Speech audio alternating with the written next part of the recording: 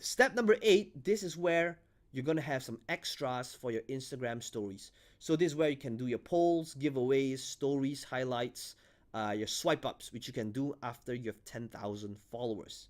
Okay, so this is how it looks like. So sometimes you have our stories, sometimes I'm promoting stuff, I get people to swipe up.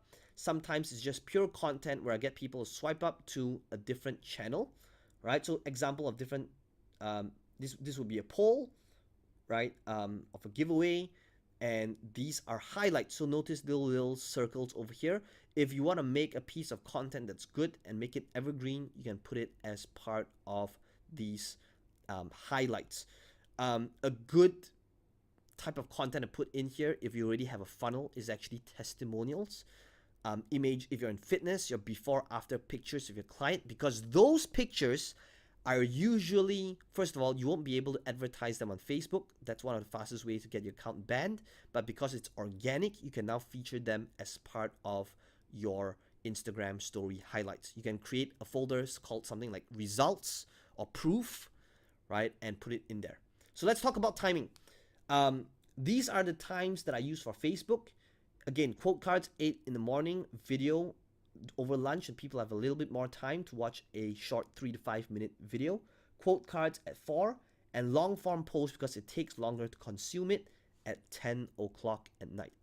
Okay, so for Instagram, it's a little bit similar, but we mixed up the times a little bit. So we have a quote card. So Instagram quotes, so that's an Instagram story posted as a quote.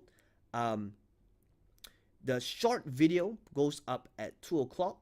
The quote cards goes up again at 4. You can have an Instagram short story at 6 and a long form post at 10. Okay, so this is the big picture. This is the big picture that summarizes the entire process. Okay, let me just quickly go through the entire process again. Step number 1 is where you shoot the video. Step number 2 is where you upload them into the Google Drive and share it with your entire team.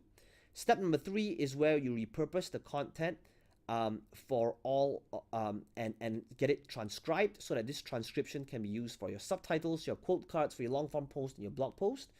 Step number 4A is where you edit them to fit them to fit the different context of different platforms. 4B is about posting them on the different platforms and queuing them up and scheduling them. 5A is about editing the quote cards from the transcription. 5B is about posting and scheduling the quote cards. Step 6 is about having your transcription as part of your blog post, or stripping the video and leaving the audio only and posting it as your podcast, right, which is optional. Step number 7 is where you're going to create the long form post with the emojis. Step number 8 is the extras on Insta stories and all of that. Step number 9, which is the newly added step, well, not newly added, but step number 9, which is nothing to do with the content distribution, but rather monetization. Okay, so that brings us to the final step.